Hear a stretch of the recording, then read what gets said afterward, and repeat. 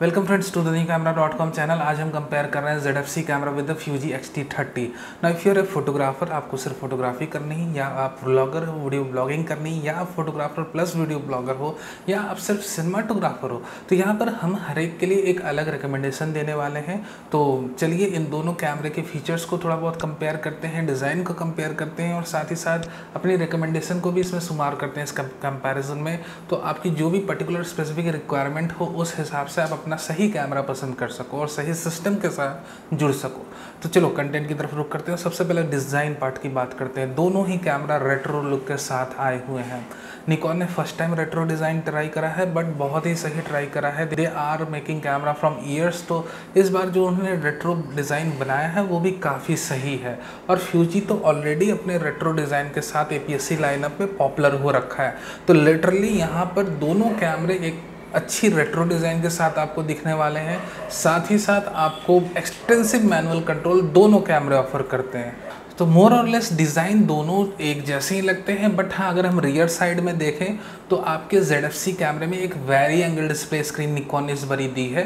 तो very angle display screen के मिलने से ऐसा होता है मेरे दोस्त कि अगर आप फोटोग्राफर हो तो आपको एक कंपोजिशनल फ्रीडम मिलती है, that you can compose your shots without moving your entire head with the view finder और समथिंग लाइक दैट। तो सिर्फ आपको डिस्प्ले स्क्रीन को टिल्ट करना है, मूव करना है और आराम से आप अपनी कंपोजिशन को बना सकते हो। That's called compositional freedom.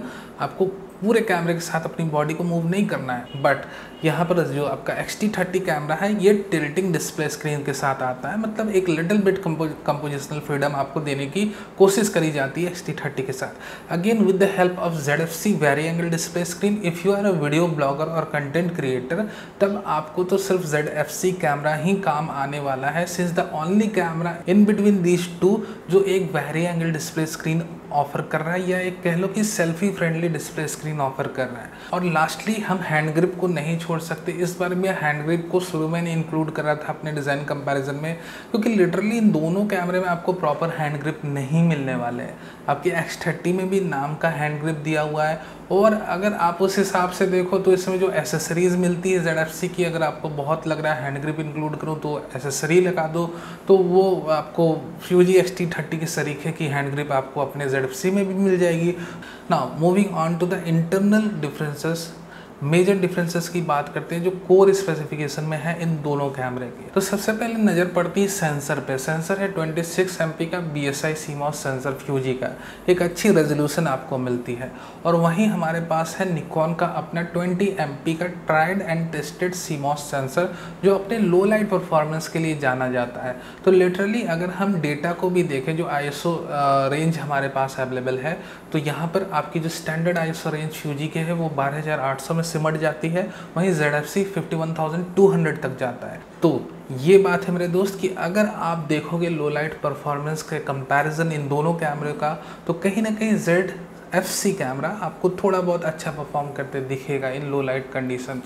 तो due to the lower density sensor 20 MP sensor, आपकी ZFC की परफॉर्मेंस लो लाइट में थोड़ी अच्छी होने वाली है in some specific situation, not all. हो सकता है कि आपको कहीं कहीं बराबर दिखे दोनों की performance, but due to the ISO range we have and due to the low density of pixels, that is some probability that कि आपको 1 से 2 स्टॉप की डिफरेंस दिख जाए दोनों में। यानी कि Z50 एक ज़्यादा सूटेबल कैमरा है लो लाइट वर्क के लिए।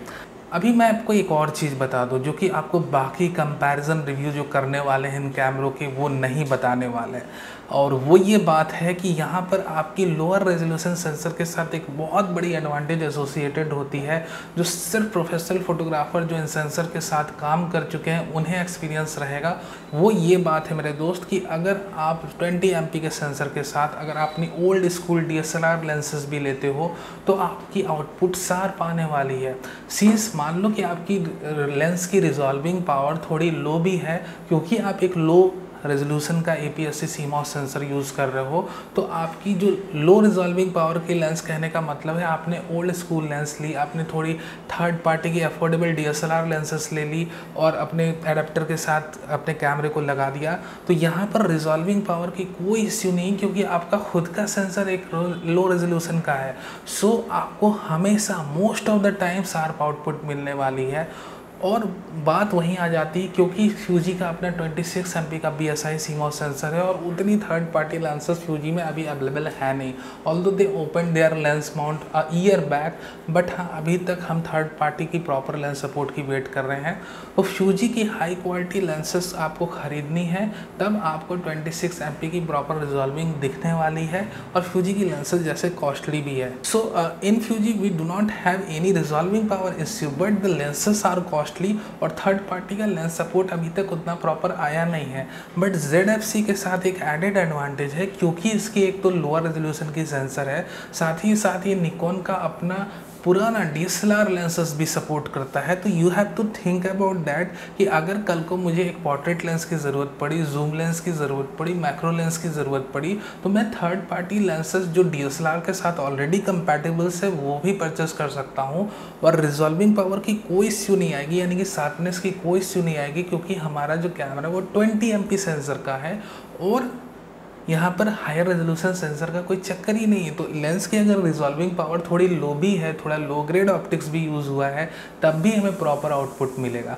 तो ये चीज़ आपको समझनी है कि हायर रेजोल्यूशन में आप जितना जाओगे, फॉर एग्जांपल अगर Canon 90D आप परचेस करते हो विद 32 MP सेंसर रेजोल्यूशन, तब आपको और अच्छी हाई क्वालिटी लेंसेज में इन्वेस्ट करना होगा। अदरवाइज़ अगर आप किट लेंस से खींचते हो या उस तरीके की कोई और अफोर्डेबल लेंस से खींचते हो 90D के साथ, तो आपको उतनी शार्प आउटपुट नहीं मिलने वाली, pixel to pixel detail resolve नहीं होंगी with a low grade lens. तो ये चीज़ें आपको समझनी है कि लो रेजोल्यूशन सेंसर का अपना ही एक फ़ायदा है कि आप उसमें अफोर्डेबल लेंसेज भी लगा सकते हो और आपको तभी भी शार्प आउटपुट मिलेगी।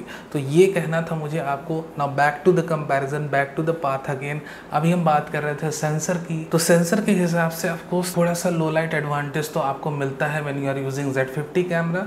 अपार्ट फ्रॉम दिस अब हम बात कर लेते हैं रेजोल्यूशन की। तो रेजोल्यूशन अगर आपको थोड़ा हायर चाहिए then of course X30 camera is made for you. Auto focusing system की बात कर लें तो of course the Nikon ZFC camera features 205 hybrid AF points, the same in the case of the Z50। जितनी AF points उसमें थी उतने इसमें हैं और आपकी जो X-T30 है उसमें 425 हाइब्रिड AF पॉइंट्स मिलते हैं। बट लिटरली मैं आपको बता दूं कि ऑटो फोकस लॉक स्पीड एक अलग चीज़ होती है, ऑटो फोकस की आर्टिफिशियल इंटेलिजेंस ट्रैकिंग एक अलग चीज़ होती है। यानी कि AI ट्रैकिंग जो है ZFC में काफ़ी अपस्केल्ड करी है इस बार निकॉन ने, और अप स्केलिंग के चक्कर में अभी animal eye AF, face eye AF, object tracking ये और ज़्यादा प्रॉपर हो रही है ZFC में। But in the case of X-T30 camera the camera is limited to human eye AF tracking. और ट्रैकिंग के मामले में मैं बता दूं आपको दोस्त, तो ऑफकोर्स ZFC कैमरा आपको BC दिखेगा, 19 नहीं दिखेगा। यानी कि ZFC की आर्टिफिशियल इंटेलिजेंट ट्रैकिंग सिस्टम अभी ज़्यादा अपस्केल्ड आई है, ज़्यादा उम्दा है। तो जैसे मैं कहता हूं कि अगर आप पोर्ट्रेट शूटर हो, those who need to track eyes all the time, या आप वीडियो ब्लॉगर हो जिन्हें अपना face all the time focus में रखना है, the tracking system of ZFC is more better than the X-T30 camera. But हाँ, कंटिन्यूस शूटिंग स्पीड के मामले में जैसे X-T30 कैमरा आपको फास्ट कंटिन्यूस शूटिंग स्पीड दे रहा है, up to 20 FPS while using electronic shutter, आपको फुल टाइम AF सपोर्ट मिलेगा। At the same time when you are using ZFC camera, ZFC में up to 11 FPS while using electronic shutter आपको continuous auto focus का support मिलने वाला है। So more और less if you are a sports shooter you have a good budget to invest in Fuji lenses, you should go with the Fuji. Other than that, ZFC camera is made for you. तो ये after continuous shooting speeds let's jump on the video. अब हम video part में बात कर लेते हैं कि भैया अगर आप वीडियो शूटर हो, सिनेमाटोग्राफर हो, तो आपको कौन सा कैमरा खरीदना चाहिए, वीडियो ब्लॉगर हो तो कौन सा कैमरा खरीदना चाहिए। दोनों कैमरे की max frame rate up to 4K 30 FPS जाती है और फुल HD में अप टू 120 FPS जाती है। But if you are a content creator, video blogger, YouTube के वीडियोज़ बनाने हैं, ZFC आपके लिए हाईली सुटेबल कैमरा है since the camera features of very angle display screen, जैसे मैंने वीडियो की शुरुआत में भी बोली। But if you are cinematographer, अगर आप सिनेमा लाइन में हो, सिनेमाटोग्राफी करते हो, यू डू नॉट एक्चुअली, और आपको वेरी एंगल डिस्प्ले स्क्रीन से उतना लेना देना नहीं है, then X-T30 is good camera for you, क्योंकि X-T30 में आपको F-Log की सपोर्ट मिलेगी, साथ ही साथ आपको 42 to 10 बिट की आउटपुट HDMI के थ्रू मिल जाएगी, जो कि ऑफकोर्स ZFC में पॉसिबल नहीं। ZFC doesn't give 10 bit output from इस HDMI port, and of course log profile की सपोर्ट नहीं है ZFC में। तो मैं उनकी बातें कर रहा हूँ जो फिल्म लाइन में है, सिनेमाटोग्राफी में है, जिन्हें ज़्यादा एक रेंज चाहिए ग्रेडिंग के लिए, तो वो आप X-T30 से जुड़ सकते हो। And of course for lenses you have to invest bit more, but apart from that जो आपको रन एंड गन ब्लॉग्स बनाते हैं जिन्हें उतना एडिटिंग, हेवी एडिटिंग की ज़रूरत नहीं है, then of course ZFC camera is better for you. But for cinematographers, of course, you should go with the X-T30 camera for log profile support and of course for 10 bit output. हाँ, एक और बात मैं बता दूँ कि X-T30 में एक एडेड एडवांटेज है कि आप इनकी ऑडियो को भी मॉनिटर कर सकते हो, क्योंकि इसमें एक हेडफोन पोर्ट की भी ऑप्शन है। ऑल्दो फ्रॉम द USB आपको एक एडेप्टर लेना होगा X-T30 कैमरे के लिए, but you can monitor the audio levels while recording the video, which is highly essential when you are creating short films और a professional quality video with your camera. तो cinematographers के लिए X-T30 ही best option है। But हाँ, again video bloggers ये गलती ना कर दे कि भाई मुझे तो ये कैमरा लेना है। वीडियो ब्लॉगर्स के लिए ZFC बेस्ट है मेरे दोस्त, और ZFC ही आप लेना, बट सिनेमाटोग्राफर्स आप ZFC मत ले लेना। ये दोनों के अलग अलग मैं रिकमेंड कर रहा हूँ। So these are my recommendations, और प्राइस की डिफरेंस आप इस वक्त स्क्रीन पर देख सकते हो, मैं अवेलेबल करा दूंगा। तो आप अपने हिसाब से आप अपना कैमरा लो, कि अगर आपको अफोर्डेबल रेंज ऑफ लेंसेज खरीदनी, आपके पास लेंस की बहुत ज़्यादा बजट नहीं है, then of course ZFC camera is good for you. जैसे मैंने वीडियो की शुरुआत में कहा कि एक अच्छी लो रेजोल्यूशन की सेंसर है, लो लाइट सेंसिटिविटी इसकी अच्छी है, साथ ही साथ लेंसेस में कोई रिजॉल्विंग पावर का इश्यू नहीं रहने वाला है। आप कोई भी थर्ड पार्टी की भी DSLR लेंसेस अडेप्टर के साथ यूज़ कर सकते हो। सो एक बार आपने अडेप्टर खरीद ली तो आपके पास ह्यूज रेंज ऑफ लेंसेज की ऑप्शन आ जाती है ZFC के साथ। सो ZFC अगर आप प्रोफेशनल फोटोग्राफर हो और आपको इन फ्यूचर और से और लेंसेज परचेस करनी है, पोर्ट्रेट की करनी, जूम की करनी, मैक्रो की करनी, उसके बाद एक टेलीफोटो जूम लेंस करनी है और क्रिएटिव पोर्ट्रेट और कैंडिड फोटोग्राफी, तब उस सिचुएशन में ZFC के साथ जुड़ना मुनासिब रहेगा। When you need to invest more in lenses. अगर आप सिर्फ स्ट्रीट शूटिंग करते हो, देन ऑफ कोर्स आपने एक X-T30 कैमरा खरीदा और उसके साथ एक अफोर्डेबल 35 mm की f2 लेंस ले ली 16,000 की, तब आपका जितना भी मामला था सब सिमट गया कम खर्चे में। तो ये चीज़ें आपको समझनी कि जब आप एक कैमरा लेने जा रहे हो, आप फोटोग्राफर हो, आपको कई ज़्यादा लेंसेज पे इन्वेस्ट करना है, ZFC is good option if you don't have big budget for lenses.